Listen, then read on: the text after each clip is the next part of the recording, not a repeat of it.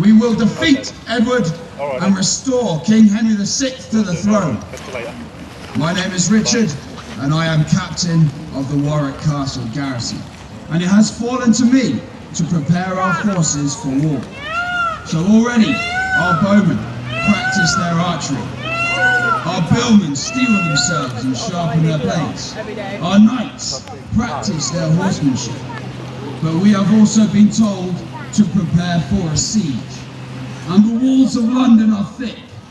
So we have been told to prepare the biggest siege machine in the world. Ladies and gentlemen, the Warwick Castle trebuchet! And there she stands, 18 meters high, and she weighs 22 tons. Absolutely monstrous. And this is the state of the art in trebuchet design. It's got these wheels on the side. What are they all about? Well, I shall tell you. You see, traditionally, you load a trebuchet using beasts of burden, a team of horses or a team of cattle. And you would attach the pulley rope from the top of the throwing arm through the A-frame at the back and onto that team of cattle.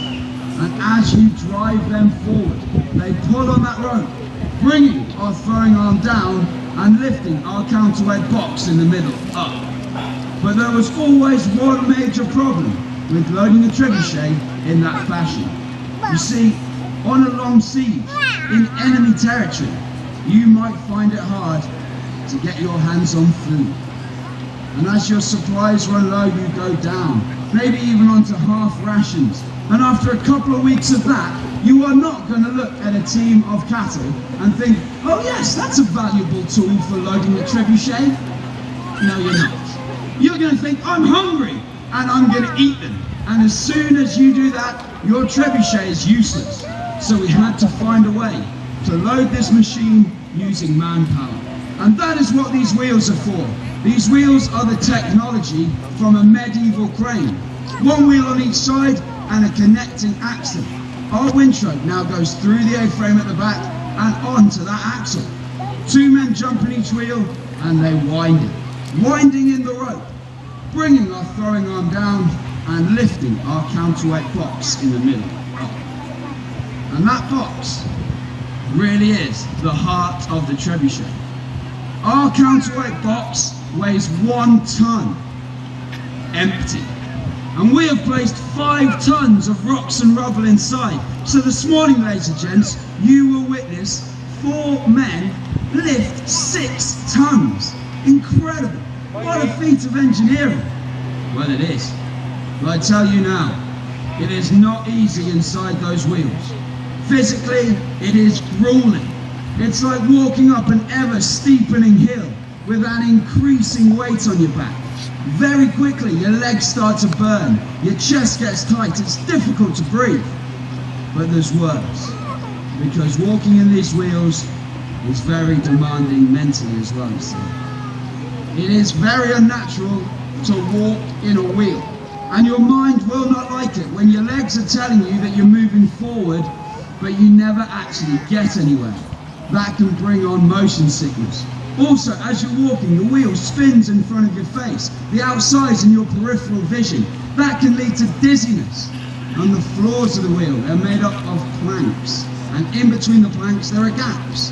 And as you're walking, they flicker in front of your eyes, creating a strobe effect directly onto your face.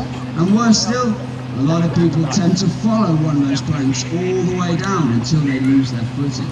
So inside these wheels, you have to deal with your legs burning, your chest getting tight, dizziness, a strobe effect and motion sickness. And it is not uncommon for one of our winders to find it so difficult inside the wheel, they literally throw up all over the floor. Now that can't be a good idea, can it? It can't be a good idea to throw up in a wheel, not in an environment where the floor becomes the ceiling every couple of seconds. It's going to get very, very messy and very, very slippy. Hang on a sec. I told you we took this technology from medieval cranes. And a medieval crane could be 200 foot up a castle wall. If a man's walking inside, doesn't feel well and throws up, he's going to slip. He's going to fall out of the wheel and plummet hundreds of feet to his death. Well, he doesn't, because we've thought of that. And in medieval cranes, we use blind people. They can't see, so they don't get motion sickness. Brilliant! You see, ladies and gentlemen, Warwick Castle, as of then, now, an equal opportunities employer. But you can't send blind people to war, so these guys are just going to have to get used to it. And this morning we have some special guests in the wheel. This morning 6 members of the public have volunteered to find out what it's like. So can we please give them a big cheer to drive them on?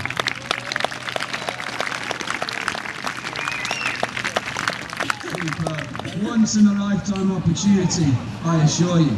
Right, crucial point coming up. If the counterweight box is the heart of the trebuchet, then the brains of the trebuchet is the master, the man at the back. He is the only person with operational knowledge. This machine goes on his commands. Now the important point's coming up. The arm is nearly down to the A-frame. The master grabs hold of the loop that's attached to the throwing arm. When it's close enough, he will push our trigger through that loop. That is our release mechanism. He will then secure the trigger down with a firing pin, and he will also attach a safety chain, locking the arm down tight.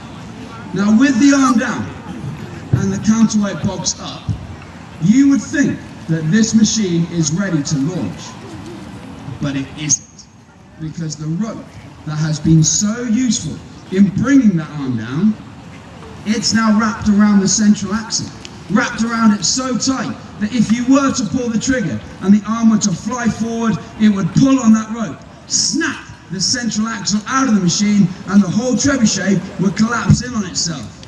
Not a good idea. So we need to get that rope off of the axle.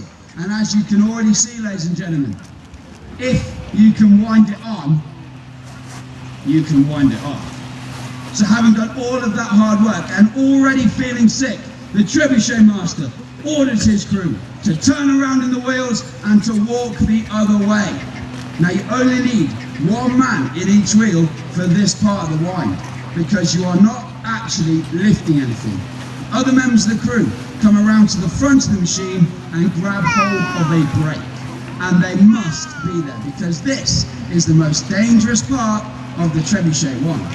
See, going that way is hard work, but the wheel is never going to run away from you.